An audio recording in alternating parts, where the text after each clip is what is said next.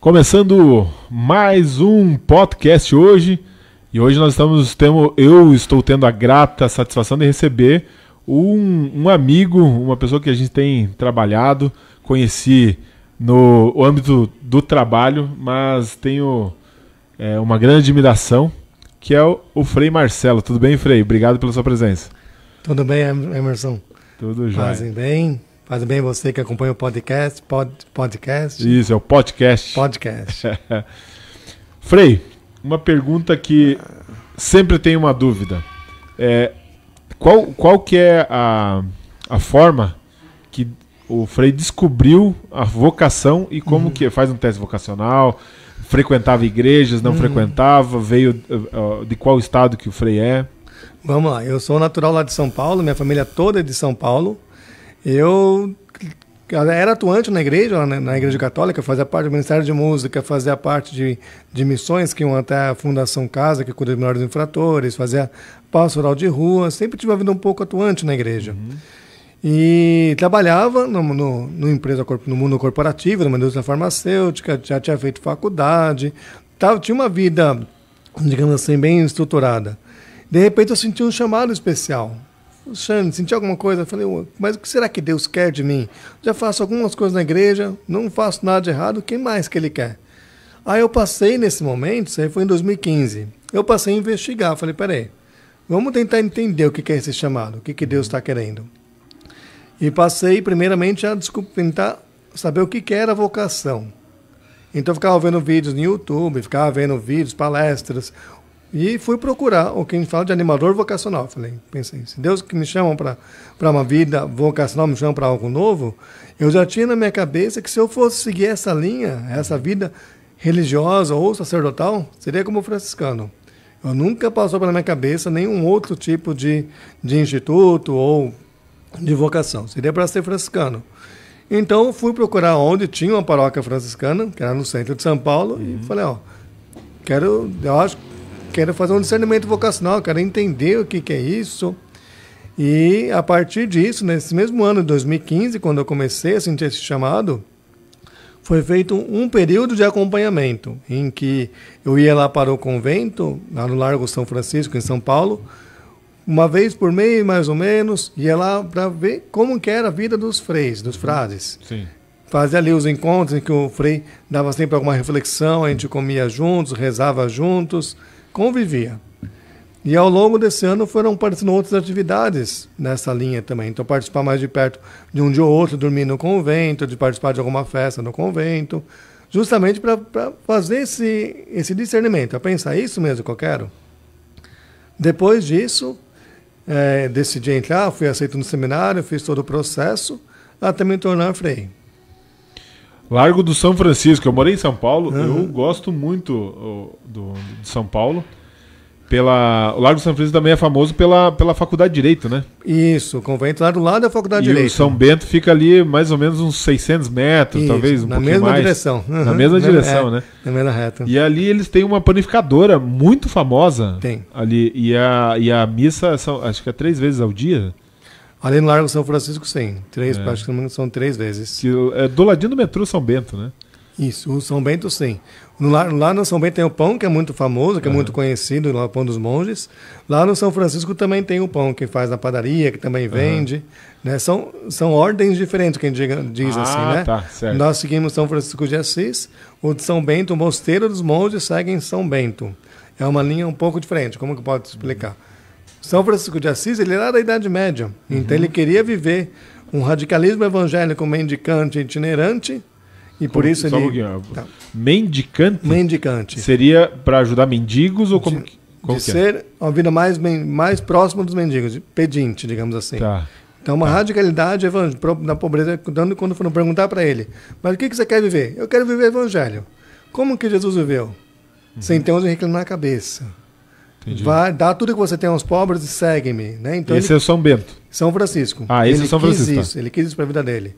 São Bento, ele é bem anterior, talvez, bem anterior a São Francisco. Ele queria uma vida mais monástica, mais dentro de um mosteiro, mais enclausurada, de viver uma questão, talvez, de de um deserto, de um conforto, de um confronto consigo mesmo a partir de uma regra de vida, como nós franciscanos também temos, só que a de São Bento, ele vai mais para o ora e trabalha. O trabalho e a oração na vida toda do ser humano. Certo. Contribuindo os dois para o engrandecimento do ser humano no seu contato com Deus. Né? E tem outras linhas também? Tem várias ordens, Tem várias ordens. institutos e dentro da vocação da Igreja Católica. Nós temos talvez os mais conhecidos aqui, né? São Franciscos, nós franciscanos, a Ordem do Carmelo, os carmelitas, os dominicanos, que seguem São Domingos, são, né, os beneditinos, que seguem São Bento. Tá, eu acredito que muita gente também tenha essas curiosidades, mas eu entendo pouco da religião católica, porque eu sou de formação cristã evangélica, né? Então mas eu tenho bastante curiosidade e a gente conversa bastante sobre essas coisas, eu acho interessante. E uma das curiosidades que a gente tem, que nós, que não viemos da Igreja Católica, a gente vê uma diferença de roupas, né? Nas vestimentas. Por que essas diferenças e o que isso significa? E se é obrigado a utilizar? Cada congregação, instituto, tem o seu sinal visível, né? O hábito franciscano. No nosso caso, é um hábito franciscano. São Francisco de Assis, quando ele começou o seu caminho de conversão, de mudança de vida, ele falou, não, quero primeiramente me revestir da cruz de Cristo. Então ele pegou uma roupa dos camponeses pobres da época dele, essa túnica marrom, que ela tem um formato de cruz, quando a gente coloca o capuz e abre os braços, fica com um formato de cruz. Então ele já quis se revestir da cruz de Cristo, colocou essa túnica, um capuz, né, para proteger do sol, porque a ideia dele também era trabalhar, né, para conseguir se sustentar, para conseguir ter a sua vida, e um cordão, que é esse símbolo que nós temos, que é branco, que aqui temos os nós que nós professamos, mas que é um cordão de ter os rins cingidos que a Sagrada Escritura nos pede, é um cordão que nos recorda o nosso seguimento a Jesus. Outras congregações também têm o seu hábito, a sua vestimenta. Como os padres diocesanos também usam a batina, como esse sinal de que a pessoa já não pertence ao mundo, pertence a uma congregação, a uma ordem, a um instituto. Nós não somos obrigados a usar, né? Recomenda-se que talvez se use em alguns momentos de oração em comum, de celebrações, mas mesmo assim não é uma obrigatoriedade. Para as celebrações da missa, no nosso caso de frei, temos aqueles freis que podem celebrar a missa, que são ordenados, e os que não são ordenados. Um frei ordenado, ele pode celebrar a missa com os paramentos da missa, com a túnica branca, com a estola. Não necessariamente precisa estar usando o hábito. Certo. Então, mas o hábito ele é para eventos sociais ou para qualquer atividade religiosa ou não religiosa. Pode ser usado. Pode ser usado. Se eu quiser, você tem alguns frades que têm esse desejo de usar o tempo inteiro. Até para fazer, por exemplo, para fazer uma missa? Sim, para fazer a missa pode. Não seria uma ofensa? Inclusive a nossa ordem franciscana, ela tem uma permissão da igreja do Papa, concedida lá na Idade Média, de poder celebrar a missa com o hábito e a estola por cima, sem a obrigatoriedade da túnica branca. Entendi. Né? Mas não necessariamente a pessoa, se quiser usar o hábito o tempo todo, na hora de celebrar a missa, usar a túnica branca e tudo mais por cima, não tem problema. Se eu quiser estar de hábito, por exemplo, quando eu vou fazer uma caminhada, posso, não tem nada que me impeça de fazer isso. Né? Tá, uma outra dúvida, aqui em Pato Branco, mais direcionado, talvez, tem mais informação que eu, com certeza. Vocês, os freis aqui são franciscanos? Franciscanos. E a igreja é de São Pedro? A igreja de São Pedro... E quem que determina isso? Por exemplo, poderia ser a igreja de São Francisco, não? Poderia. Mas no caso aqui, a igreja de São Pedro, quando ela foi fundada, escolheram esse padroeiro, escolheram São Pedro como padroeiro para ela. Mas por que não São Francisco?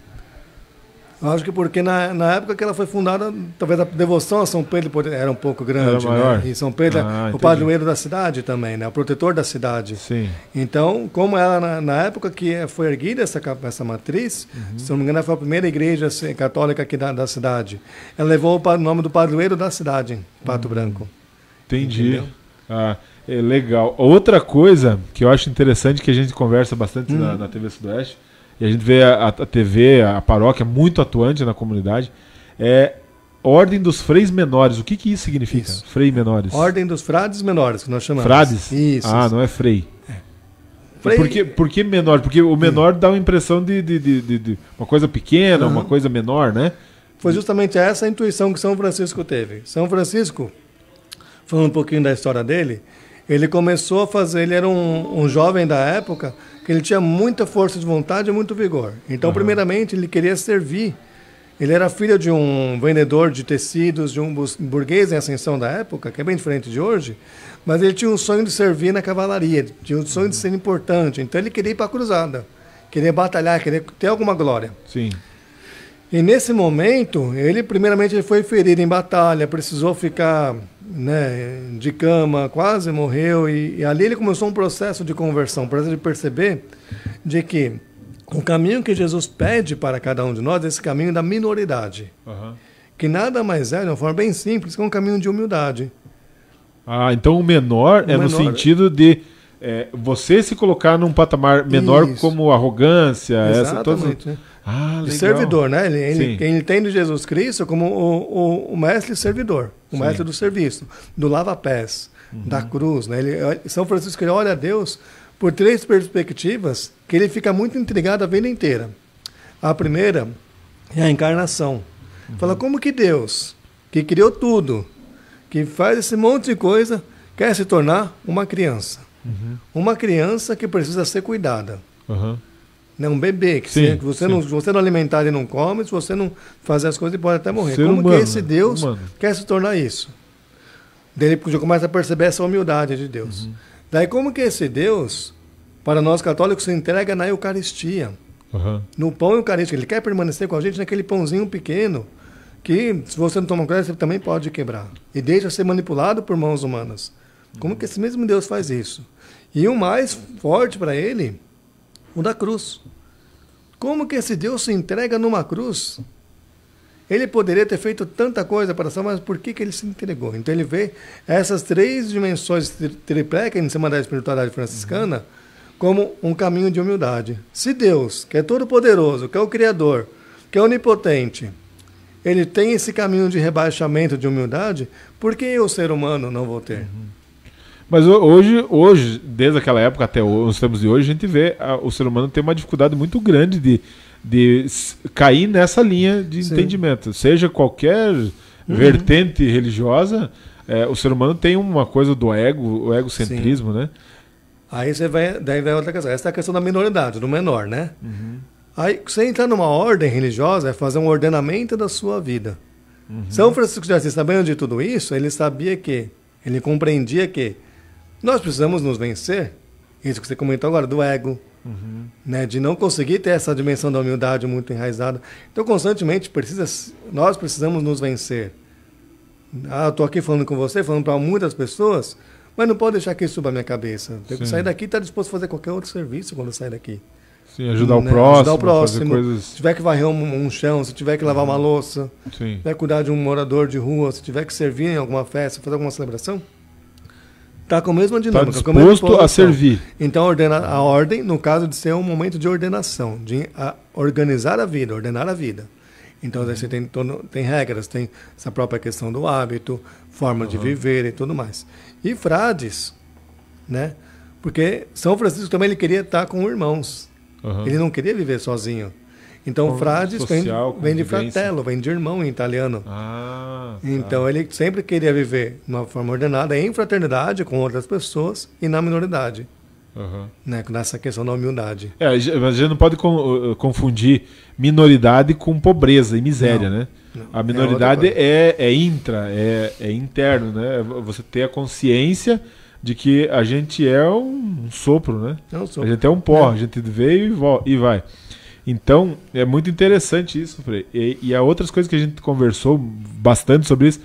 Como que a Igreja Católica hoje trabalha e entende a ciência? Porque existe essa coisa da ciência, o espiritual, porque Deus não é palpável, né? Não. E o que Deus fez, ninguém conhece Deus, mas sabe que existe. E muitos procuram na ciência. Como que a Igreja Católica... E a ciência não determinou que Deus existe, ou nunca se pronunciou, né, oficialmente sobre isso. Nem a favor, nem contra. Mas eles sempre procuram fazer alguma coisa mais palpável, a ciência, né? Como que a Igreja Católica lida com isso? A Igreja Católica compreende a ciência como inspiração divina também. Então, Deus deu conhecimento para o ser humano. Sim. Então, tudo que a ciência, tudo que o ser humano produz é graças a esse conhecimento que Deus. Deveria ser usado tudo para louvar e dar glórias a Deus. Sim.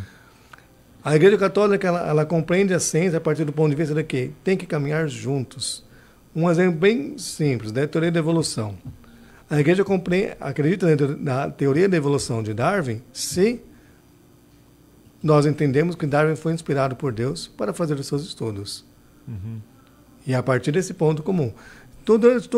Fala-se muito, né, de que a Igreja chegou a proibir a ciência, mas durante todo o desenvolvimento da Idade Média, a gente percebe o conhecimento que foi produzido. A própria teoria do Big Bang foi feita por um padre. Hoje em dia, nos processos de canonizações de santos, beatificações de santos, é feito todo um estudo racional para ver. Só é declarado santo se realmente o milagre que aconteceu não tiver explicação científica. Por exemplo, no caso de Irmã Dulce, o milagre que aconteceu para ser canonizada é de um brasileiro que é clinicamente cego. Só que ele enxerga, graças ao milagre dela. Então, ele tem exames médicos mostrando que ele não tem um nervo óptico, que ele não consegue ver. Só que por um milagre que ele teve por intercessão de Irmã Dulce, ele consegue enxergar. Então, a ciência não consegue explicar isso. Então, se não consegue explicar, é constatado um milagre. E a Igreja faz todo esse processo. Peraí, estão falando que, por exemplo, Frei Policarpo é santo? O que vocês têm de milagre dele? Me traz um exame do antes e depois para ver se foi cura mesmo. Me traz provas. Sim. Então a Igreja compreende que a ciência, o conhecimento é um reflexo de Deus. Deus é onisciente, ele conhece tudo. Então, o ser humano tem essa graça também poder participar desse processo da criação pelo conhecimento que Deus deu. E qual que é o entendimento da Igreja Católica em relação ao mundo espiritual? Aceita, não aceita, existe, não existe? Como que é esse entendimento? Qual o sentido de mundo espiritual? O mundo espiritual existe? Como que se lida se não existe? Como que se trabalha isso em relação à apresentação à sociedade? O mundo espiritual a gente pode compreender, se a gente for pensar em espiritual como talvez os espíritos ou almas vagantes, isso para a Igreja Católica não. Não existe, né? O que a gente pode compreender como mundo espiritual são os anjos, a hierarquia celeste. Isso nós compreendemos que existe. E tem um outro, no entendimento da Igreja, tem um outro âmbito, que é o âmbito, um nível espiritual? Um campo espiritual, não sei como... Sim, a gente pode trabalhar nessa questão, né, do mundo angélico, onde nós acreditamos que existem várias hierarquias de anjo. Perto de cada ser humano, digamos assim, tem o seu anjo da guarda, que é um anjo que Deus designa para cada pessoa para cuidar dela, para orientar. E esse anjo da guarda a gente consegue perceber que em diversas pessoas ele pode acontecer por forma de... Nas crianças se manifesta muito porque elas têm uma abertura um pouco maior. Sim. Aquela vai dizer, não vai por aqui que vai acontecer alguma coisa. Então, isso sim, a Igreja compreende a ação espiritual dos anjos, né, a própria intercessão dos santos, que não é uma veneração, que não é uma idolatria, mas como algo que eles já estão próximos de Deus. Então, pode nos auxiliar em nossas preces, pode nos auxiliar em nossas necessidades. E também como um exemplo de vida, porque foram pessoas de carne e osso que lutaram para viver esse cristianismo, para viver esse encontro com Deus, já aqui na Terra, para depois ter o definitivo no céu, né? E hoje, Frei, como que a Igreja Católica está lidando com a juventude? Porque normalmente os freis já passaram da fase da juventude, já são adultos, mais de 30 anos, e vem de uma geração diferente, né? A gente vê um conflito muito forte de 3 gerações aí, né? A que está chegando, a que já está em andamento e a mais velha, que é mais normalmente sempre foi mais conservadora, né? Então hoje eu me considero um cara conservador, mas meu pai é muito mais conservador do que eu fui. Então assim, existe como equiparar, colocar um ponto de equilíbrio nessa relação? Com a juventude, a Igreja Católica já há muitos anos faz a Jornada Mundial da Juventude, que até esse ano vai acontecer lá em Portugal, lá em Lisboa, que é um movimento muito grande de trazer os jovens para esse momento de oração, para um encontro com o Papa. Isso já acontece desde João Paulo II, São João Paulo II. E mais recentemente, em 2018 para 2019, o Papa Francisco fez um sínodo, que é um encontro entre todos os bispos, para falar sobre a questão da juventude. Porque ele também compreende, enquanto chefe da igreja, digamos assim, de que o futuro é o jovem. Né? Como você mesmo disse. Nossa geração anterior, mais 20, 30 anos no máximo vai estar por aí atuando ou com vigor. Quem vai ter que sustentar, continuar essa caminhada é o jovem. E como conquistar hoje o jovem para ir, independente da religião, não estou falando de religião, estamos falando de comportamento, né? Como conquistar ele para viver uma vida cristã? Essa é a grande dificuldade, porque hoje em dia nós temos muitas vozes falando. E muita gente, você tem vários caminhos que são oferecidos e às vezes a vida cristã pode não atrair no primeiro momento. Por quê? Porque eles podem falar, mas vai para a igreja, só tem aquela senhorinha. Em qualquer igreja, né? Sim, sim. Tem várias senhorinhas que estão ali, tem aquela questão, às vezes tem um fechamento, isso não pode porque não pode. Isso não pode porque o líder não quer, porque é assim. E o jovem, em algum momento, ele tem essa questão de querer questionar. Ele tem energia, ele quer fazer alguma coisa nova. E se sente um pouco barrado. O que, no meu ponto de vista, que a gente tem até tentado fazer por aqui na paróquia, nos aproximarmos. Então, tem grupos que acontecem, vamos lá, vamos tentar trabalhar juntos. Então, vamos fazer a pastoral universitária. O que vocês fazem lá na pastoral? A gente quer fazer uma campanha para ajudar uma instituição. Vamos lá que eu posso fazer essa ponte com a instituição. A instituição, por exemplo, a missão SOS Vida, precisa de alguém para auxiliar a fazer uma horta. Tem algum jovem que pode ajudar? Tem a PAC que cuida de livradores, que precisa talvez de um médico, tem algum estudante de medicina que pode ir lá fazer talvez algum atendimento básico, alguma coisa assim.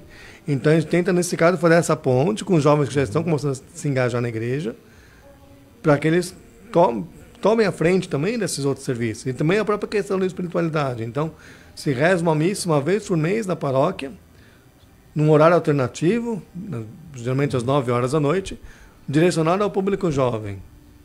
Não significa que vai ser uma missa que vai ter algo diferente. Não, mas vai ser animada por esses movimentos jovens. É nesse horário mais tarde para que eles possam estarem ali presentes. Eles fazem tudo. Então você tem que fazer uma leitura. Envolve todos os jovens para que eles possam se sentir incluídos. Incluídos, exatamente. E falando em inclusão, como tratar hoje, sendo cristão, tendo simpatia pelo Evangelho, a gente vem de gerações diferentes, então a gente vem numa evolução que eu vejo que a sociedade conseguiu evoluir em algumas coisas e outras nem tanto. Mas a inclusão é um desafio, da sociedade. Como que a igreja hoje coloca a inclusão em todos os setores, em todas as classes? Como trabalhar isso para as pessoas que têm esse alto sentimento de rejeição? A igreja ela tem os seus princípios, tem a sua doutrina. Né? Muita coisa ali não pode ser mudada. Só que a igreja pensa assim, até durante a Carta Apostólica Amoris Laetitia, do Papa Francisco, ele fala, os pastores, os padres, têm que conhecer o seu rebanho. Então, se a pessoa tem alguma dificuldade, tem alguma dúvida, quer fazer alguma coisa, esse pároco, esse padre, ele tem que ir próximo. Falando, peraí, você tem essa necessidade? Vamos ver como que a gente pode fazer. O quanto que a gente consegue te alcançar também. Não só virar e falar, não serve, não vem para cá. Não, peraí. Você quer conhecer um pouco mais? Você está com uma dúvida, por exemplo, já aconteceu de pessoas de outra religião irem procurar o nosso pároco porque estava com umas dúvidas sobre batizado. E ele explicou, aqui na nossa igreja católica, padrinho de batismo, tem que ser católico, porque você vai professar a fé na igreja católica. É uma ofensa a você, eu pedi para você professar a fé na igreja católica, se você não é católico. Se você não acredita Se você não acredita nessa fé, então eu vou estar te ofendendo ao invés de estar te abraçando. Daí a pessoa falou, nossa, Frei, então eu posso vir aqui conversar se tiver mais alguma dúvida sobre a igreja católica ou sobre qualquer coisa de religião? Ele falou, pode, a porta está aberta. Não é fechar a porta e falar, não, você não serve porque você não é minha rede. Não. Você quer conversar? Vem conversar. Vamos, a gente vai eu vou te explicar o meu ponto de vista, você vai explicar o seu. A gente vai entrar no consenso. Sem agredir, sem ofender ninguém, né? Isso. Eu acho interessante isso de a gente levantar essas conversas, porque a gente consegue entender muita coisa dentro das religiões, mas o mais importante é aplicar o que o Evangelho ensina. Sim, né? exatamente. Que independente, eu sempre brinco com algumas pessoas que a gente conversa, na Bíblia não diz a igreja A vai ser salva, a B, a C, a D, né? Tem os princípios do ser humano ali. Se você aplicar isso, você tem as suas garantias, né? É lógico que estando dentro de uma religião, você quer viver aquilo com intensidade. Você Sim. acredita naquilo. Só que é que nem, né, nessa última encíclica que o Papa Francisco fez, a Fratelli Tutti, todos são os irmãos. Não é porque você acredita numa religião diferente da minha que eu tenho que te tratar mal, que eu não tenho que te respeitar, Que eu não tenho, que eu não tenho, não preciso, que eu não posso ter abertura para conhecer o seu ponto de vista. Não é? E como que a Igreja Católica hoje tem feito as situações, as promoções, tem um nome específico que é as... Agora eu esqueci o nome que a gente ouve bastante. A campanha da fraternidade, por exemplo, é uma campanha. Como que faz para engajar porque aí é uma variedade de pessoas. Como que faz para engajar hoje e qual que é a linha que a Igreja Católica tem para trazer pessoas mais próximas para elas entenderem e até para evangelizar, né? Porque o princípio da igreja é evangelização e socialização, né? O Papa Francisco, a gente cita bastante ele, que é o nosso último Papa, ele tem feito bastante coisa nesse sentido. Ele pede uma igreja em saída. Né? Ele fala que era uma igreja que seja um hospital de campanha para socorrer os doentes, socorrer os enfermos. Nós, enquanto seres humanos, somos pecadores, somos doentes que precisamos de um médico maior que é Jesus. A Igreja Católica tem que ser o hospital em que as pessoas vão para encontrar Jesus. E ela, como hospital de campanha, tem que ir ao encontro. Sair, por vezes, de um paróquio, sair de um convento. Então, tem experiências que acontecem aqui em Pato Branco, como a trilha franciscana, em que o frei pega e faz uma vez por mês também, com um grupo, um passeio por uma trilha e celebra a missa. Ou vai fazer um trabalho aqui onde necessita, no SOS Vida, nos presídios, naqueles locais que às vezes tem aquelas pessoas que por vezes não conseguem estar nesse contato social, não conseguem estar nesse âmbito da igreja. E ao mesmo tempo, você vai ter outras experiências, como por exemplo, ir visitar um enfermo, uma pessoa que está acamada, e dar uma unção num hospital. Isso é uma forma de você falar. A gente fala de uma saturação, mas também de evangelizar, porque você está indo visitar aquela pessoa, fazer uma unção, fazer uma encomendação, fazer um velório. Você está ensinando ali um papel de Deus naquele momento. Você está representando Deus naquele momento. Isso é uma forma de mostrar essa evangelização. De mostrar que Deus também está presente ali naquele momento de sofrimento, de dor, que as pessoas estão feridas, vão estar até mesmo chateadas com Deus porque tirou o ente querido. Mas aí a Igreja Católica entende que estando com essas pessoas, nesses momentos, você também já está fazendo esse papel de evangelizar. O que você comentou da campanha, né? A campanha da fraternidade é um período que a Igreja faz durante a Quaresma, porque ela entende que a Quaresma é um momento de oração, penitência e esmola. Então, e a parte da esmola, que é a parte social, ela direciona para a campanha da fraternidade, que é pegar um assunto comum que está no dia a dia, que está em voga, e se trabalhar esse assunto. Então, por exemplo, vamos falar sobre a questão da educação. Como que a gente vai tratar a educação no âmbito da igreja? Como que a igreja vê a educação no Brasil? O que pode ser melhorado a partir disso? O que a igreja pode provocar de melhorias? Então, ela tem esse lado como campanha de fraternidade em si. Você tem outros momentos também da igreja, específicos aqui em Pato Branco, que são as festividades, como teve a festa de São Pedro agora em junho, a festa de São Cristóvão, que foi semana passada na paróquia Cristo Rei. O que a igreja faz para que as pessoas compreendam de que a festa ajuda a igreja, só que não é para nós frades, ou para o padre diocesano da Cristo Rei. A festa é para o povo. O dinheiro arrecadado na festa de São Pedro Apóstolo vai ser para reconstruir o pavilhão, para que o pavilhão possa dar catequese, que serve quem? Ao povo de Pato Branco. A sociedade. A sociedade. que possa atender os movimentos sociais que estão ali que usam o pavilhão. Então vai ser revestido para quem? Para o povo. Nós, freis, nós passamos. Né? Na nossa província, atualmente, é recomendado que um frade fique no mesmo lugar 9 anos no máximo. Você tem algumas exceções? Sim, aqui em Pato Branco teve várias exceções, como o Frei Policarpo, que ficou 68 anos aqui, o Frei Nelson, o Frei Filipinho, ficaram muito tempo. Só que eles passaram. Eles não estão mais aqui. Sim. Né? Já estão na glória celeste, mas passa. O que ficou? O a igreja legado, que foi construída, o pavilhão, a casa de formação. Essas estruturas ficaram para o povo. E o interessante diz que o legado que foi deixado legado? não é um legado pessoal. Não.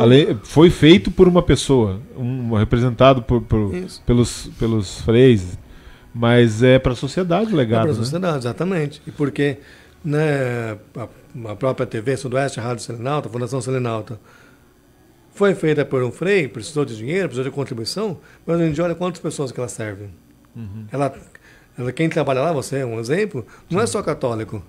Sim. Emprega gente de várias religiões, ou até quem não tem religião. Não é mesmo? E ainda mais, presta um serviço de comunicação, um serviço comunitário que atinge milhares de pessoas. Não fica restrito, não é algo fechado. Serve ao bem comum. Né? Sim. E é um das questões que a gente observa também, que é as pessoas às vezes não entendem o princípio da comunicação, né? Então, por ser uma empresa administrada pela Igreja Católica, que não é, acho que não é nem a igreja, que é uma fundação mas tem os representantes. Tem os valores católicos. Né? Os valores católicos. E elas acreditam que você tem que restringir algumas informações, né? E na verdade ali você tem, como televisão, você tem uma função social. Você tem que dar o noticiário, você tem que inclusive noticiar coisas ruins, né, que acontecem na sociedade. E muitos não conseguem compreender isso. Mas qual que é o papel que a imprensa desenvolve, que aqui não tem só em Pato Branco, né? Como que é o grupo de vocês? A nossa província? Mas quem que manda nas províncias? No caso, nosso caso de ordem franciscana, nós no Brasil somos divididos em províncias. Certo. A nossa província, aqui eu pertenço, que os frades aqui de Pato Branco pertencem, é a província franciscana da Imaculada Conceição no Brasil. Ela está presente de Santa Catarina até o Espírito Santo e pega um pedacinho, e Angola também, onde temos uma missão. Então, Santa Catarina, Paraná, São Paulo, Rio de Janeiro e Espírito Santo, nós estamos presentes. E nós temos um ministro provincial, que é um frade, como nós, que foi eleito para ser o representante. Mas um de cada cidade, não? Não, um só para cuidar de tudo isso. Um para todos? Para todos. Tá. Aí, junto com ele, temos os nossos definidores, que é como se fosse um conselho, que orientam, são responsáveis por o que nós chamamos de regional, que são pequenos grupos, né? Pequenas regiões, que têm várias fraternidades, várias casas franciscanas. Debaixo disso temos as nossas fraternidades, que é onde nós, frades, moramos. E dentro da fraternidade também tem uma pequena hierarquia. Temos o guardião, que é responsável. Então, tem vários níveis de responsabilidade, de cuidado, que a gente não precisa nem chamar de responsabilidade, mas de cuidado mesmo. Sim. Porque o que está à frente, seguindo o exemplo de Jesus Cristo, é o servo, aquele que está para servir. Se um irmão está com necessidade, ele vai lá socorrer, vai ajudar, vai orientar, vai corrigir. Mas está trabalhando a serviço dos outros. Né? E aqui, a sede é aonde? Em qual cidade? A sede da nossa província é em São Paulo. É São Paulo? São Paulo, capital, isso. Ali no Largo da... Não, a vila fica na Vila Clementino. Perto ali do Hospital São Paulo. Fica naquela região a nossa sede provincial. Ali que mora o nosso ministro provincial, o econômico. Então moram naquele local. Daí essa pessoa que foi eleita, ela tem que ficar lá em São Paulo obrigatoriamente ou não? Ela tem que morar lá em São Paulo, só que ela não significa que ela fica o tempo todo ali. Então ela viaja para visitar a fraternidade, já passou aqui por Pato Branco, já passou por vários locais. E qual que é o tempo que ele fica nesse cargo? 6 anos e pode ser renovado por mais 6. Então, 12 anos ele pode ficar. No máximo. E depois ele volta a ser frade, e daí a província envia ele para onde está precisando da habilidade que ele tem. para desenvolver algum serviço. Ele nunca deixa de ser frade. Uhum. Ele só desempenha um papel diferente, né? Entendi. Que nem, por exemplo, o nosso último ministro provincial, o último ele se tornou, no meio do mandato dele, ele foi eleito para um cargo na ordem, né, superior à província, então tá a nossa cúria romana, a cúria que fica em Roma, virou um definidor geral. Ele, em vez de cuidar só da nossa província no Brasil, hoje ele é responsável por toda a América Latina. Uhum. O que estava antes dele, ele terminou o seu mandato como ministro provincial, saiu, foi morar numa fraternidade em São Paulo para cuidar da formação dos frades. Da formação permanente. Aqueles que já terminaram os estudos, mas que a vida toda tem que permanecer estudando, Sim. tem que permanecer se formando. Então ele produz material, ele organiza retiros. Sim. E ao mesmo tempo ele vive na fraternidade. Então você tem que celebrar a missa, ele vai celebrar. Você tem que atender um doente, ele vai atender. Ele já fazia isso como ministro provincial. Sim. Só que agora já não tem mais esse serviço, não tem mais esse encargo. Então ele desempenha a vida dele, né, como se não tivesse passado por isso. Foi só um momento da vida dele que ele serviu como ministro.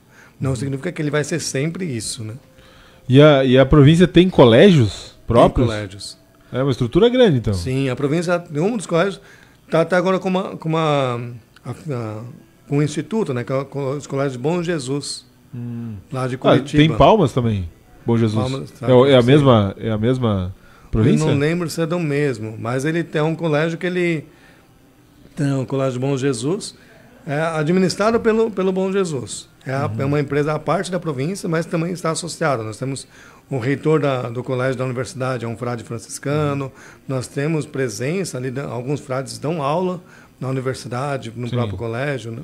E ele, tem uma rádio em Francisco Beltrão, é da Bom Jesus também? Não, a rádio não. A rádio que nós temos aqui no Sudoeste é só aqui em Pato Branco mesmo. Ali a de Beltrão deve ser diocesana, da diocese, né, Di? Eu achei que era Porque ali Beltrão também pertence à mesma província, ou não? Não. É de Beltrão, é da diocese. Aqui na província aqui é a Selinalta, né, o movimento. E lá em Curitibanos que tem a Coroada e o movimento também. Dá trabalhos, né? Dá trabalho. O Frei Neuri que o diga, né? Então, Frei, existem muitas dúvidas aqui, a gente conversa sempre e a gente vai, né? Mas a minha dúvida hoje seria como a Igreja Católica tem se comportado em relação à educação dos filhos, como que apresenta isso para a sociedade, para a comunidade católica, porque hoje tem muita informação, as crianças também recebem um bombardeio de informações via internet, via colégio, né, a gente está numa frequência muito alta.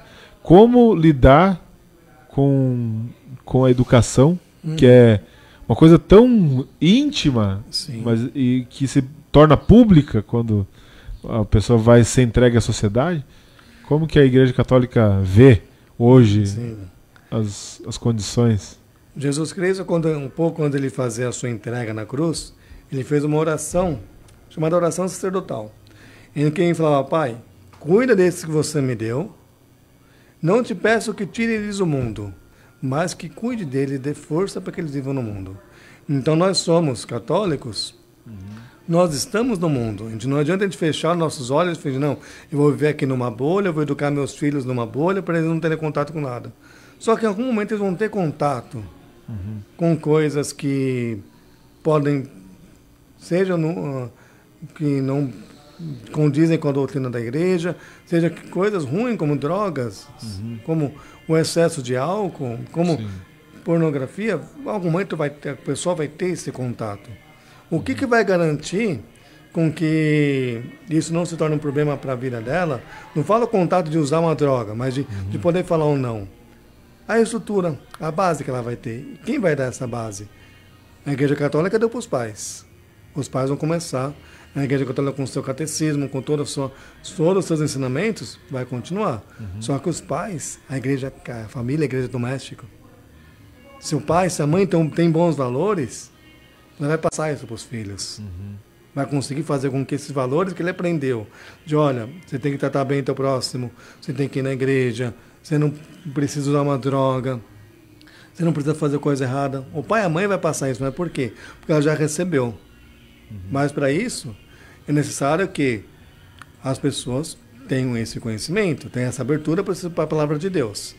Não adianta nada, eu vou na igreja, eu escuto a palavra, eu medito, eu conheço, mas na hora de ensinar meu filho, eu não faço. Não, deixa ele fazer o que ele quiser na vida dele.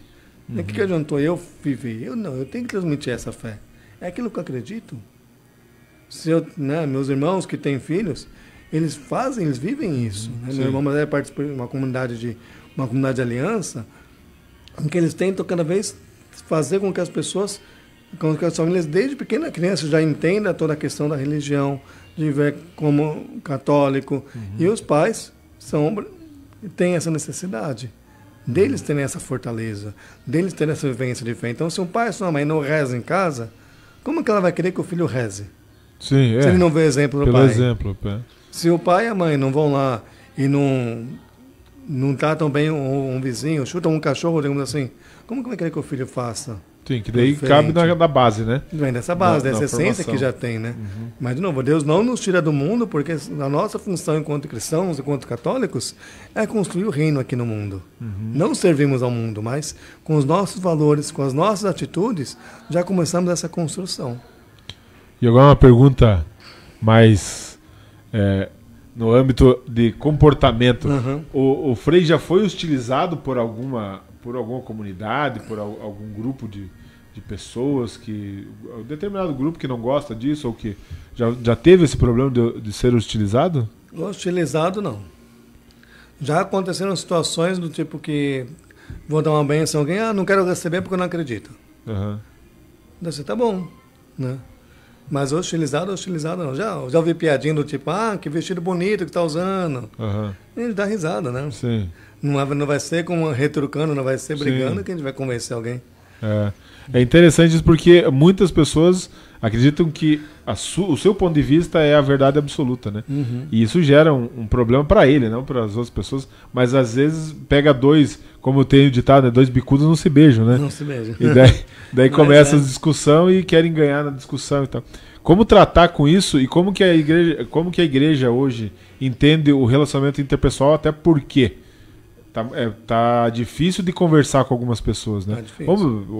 Agora há pouco, ano passado, tivemos a campanha, as eleições, que ainda parece que não acabaram, né? Porque você não consegue ter um diálogo produtivo de falar, expor as minhas ideias e como que a gente consegue fazer esse relacionamento conversando saudavelmente para que as partes possam crescer com essa conversa. Lógico, até mesmo antes da Igreja Católica, né, a gente percebe que, enquanto seres humanos, nós somos sociais. Nós precisamos um do outro. Né? Algo simples, está no trânsito, você quer passar. Se o teu carro que está na tua frente não te der passagem, vai dar problema. Sim. Então nós somos seres sociais que precisamos um do outro. A gente depende um do outro sempre. A partir do momento que a gente vê essa questão do diálogo, que essas relações ficaram tão fragilizadas por coisas que têm a sua importância, têm o seu valor, mas que não podem ser mais fortes do que essas relações de família, essas relações de amizade. São Francisco de Assis, ele tem exemplos lindíssimos, que ele fala para cada frade: viva o Evangelho, pregue o Evangelho, se necessário, utilize palavras. O que isso significa? Viva. Forte.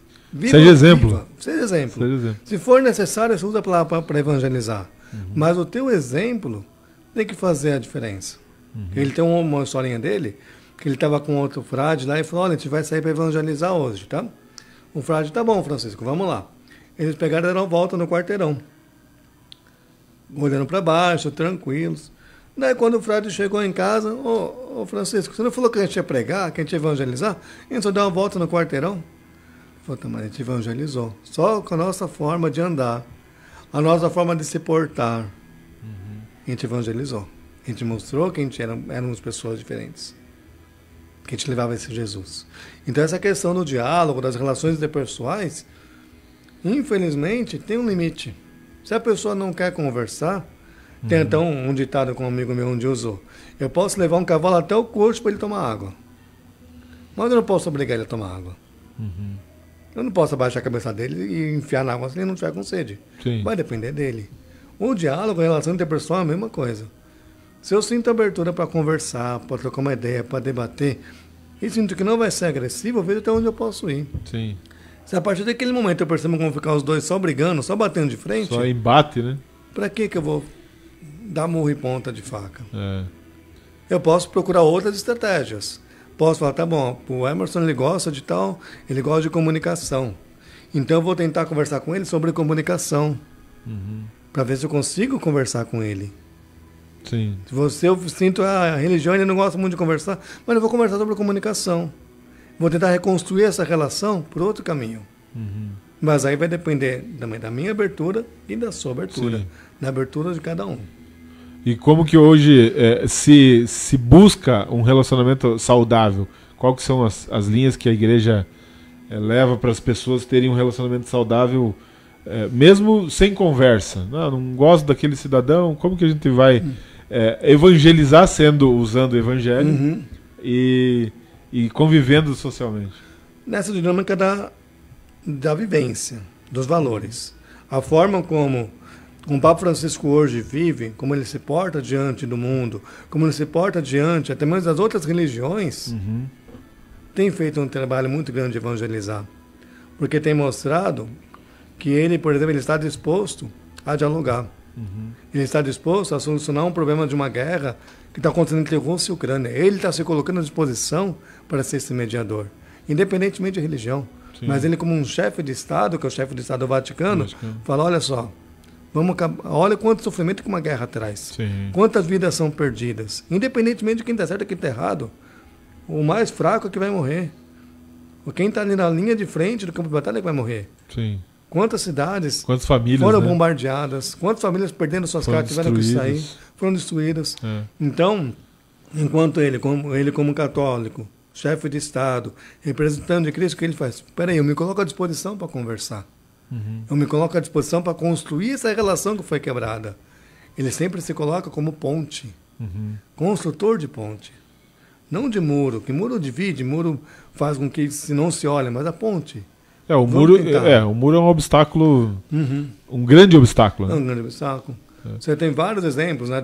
Então a Igreja Católica tem essa questão. Vamos tentar ao máximo construir pontes. Né? Se vai ter alguma... Está havendo algum conflito, tem alguma coisa que precisa ser... Vamos tentar construir essa ponte. E em Pato Branco, como que o Frei hoje se sente em Pato Branco e o que achou da cidade? Já conhecia? E quais são as próximas ações agora daqui para o final do ano que a igreja está promovendo?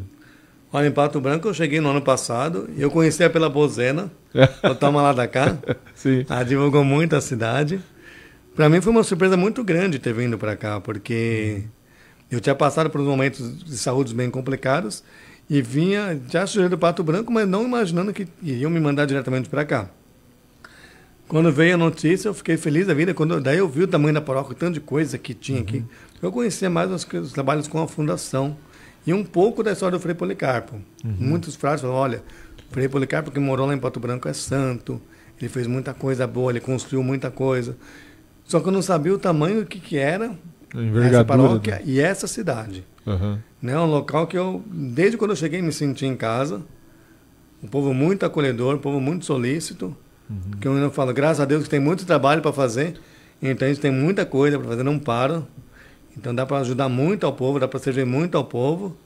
Né? E eu permaneço aqui na cidade até o final desse ano, nessa paróquia até o final desse ano.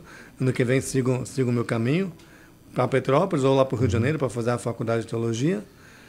E aqui na paróquia até o final do ano vão tendo algumas atividades. Está acontecendo a rifa agora do carro. A gente vai ter ainda algumas festividades próprias da paróquia, como da província franciscana, como agora no dia 2 de agosto, temos o Perdão de Assis, que é uma festa franciscana. Logo mais em outubro teremos a Semana Franciscana, em que vamos comemorar alguns fatos marcantes da vida de São Francisco de Assis, a sua morte, depois da sua canonização, e depois, no dia 5 de outubro, a gente vai comemorar relembrar, né, o falecimento do Frei Policarpo. Então, um dia que a gente vai ter uma celebração especial por ele, que viveu tanto tempo aqui nessa cidade, que construiu tanta coisa aqui nessa cidade. E a TV e a comunicação foi um intermédio dele, né? Um sonho dele. Um sonho dele. Inclusive, toda a estrutura, muitas pessoas não sabem, mas a estrutura da TV tem mais de 20 anos, né? E quem idealizou juntamente com pessoas e sonhou isso, que é hoje a TV, o que é, e a rádio, a fundação, começou com o Frei Policarpo, né? A gente fala ouvindo as histórias dele, a gente percebe que ele estava muito à frente do tempo dele. Uhum. Ele fala o que a gente chama de... Ele tinha aquela visão do horizonte, que São Francisco de Assis tinha, que Jesus Cristo tinha, né? Ele não está vendo só aqui perto, está vendo além, está vendo muito mais para frente. E não estava vendo para ele, estava vendo para o futuro, né? Exatamente. Bem mais à frente mesmo. Bem mais à frente. E é um cidadão icônico na nossa cidade e trabalhou muito pela cidade, né? A gente tem referências muito interessantes do Frei Policarpo. Mas, Frei, queria te agradecer pela presença. Nós temos muitos assuntos aí que a gente poderia estar discorrendo, porém o nosso tempo é um pouco mais curto, mas agradeço a disponibilidade, ter vindo para a gente conversar, bater esse papo que foi interessante, e eu sempre aprendo muito com o Frei, e espero poder trazer mais vezes e a gente falar mais sobre outros assuntos também, talvez alguns mais polêmicos, né? E aí fica aberto para o senhor falar aí com o nosso pessoal, com o nosso público. Muito obrigado pelo convite, Emerson. Para mim foi um prazer muito grande poder estar aqui, poder estar falando com vocês também que acompanham o podcast. Né? A mensagem final que eu queria deixar para vocês é que, né, pedir para que Deus sempre abençoe vocês, abençoe a casa, a família de vocês, abençoe todas as necessidades que vocês tenham. E isso me permite, vou dar a bênção de São Francisco. Pode, claro. Né? Que o Senhor vos abençoe e vos guarde. Que o Senhor mostre a sua face para vós e tenha misericórdia de vós. E que o Senhor volva o seu olhar para vós e vos dê a sua paz. Vamos pedir que, por intercessão de Nossa Senhora Aparecida e de São Francisco de Assis, desça sobre cada um de nós, sobre as nossas famílias e sobre todas as nossas necessidades, a bênção do Deus Todo-Poderoso. Em nome do Pai, do Filho e do Espírito Santo. Amém. Muito obrigado e até a próxima, Frei. Até a próxima, paz e bem.